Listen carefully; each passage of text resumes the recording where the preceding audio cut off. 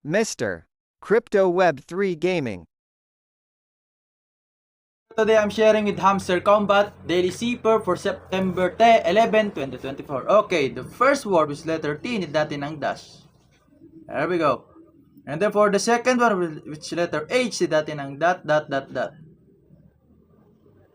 I think it's wrong. And then dot. And then for the second one with letter R, need natin ang dot, dash, and dot. And then for the fourth one, which letter I, need natin ang dot. And then for the fifth one, which letter L, need natin ang dot, dash, dot. And again, dot, dash, dot. Here we go. The words for today is drill.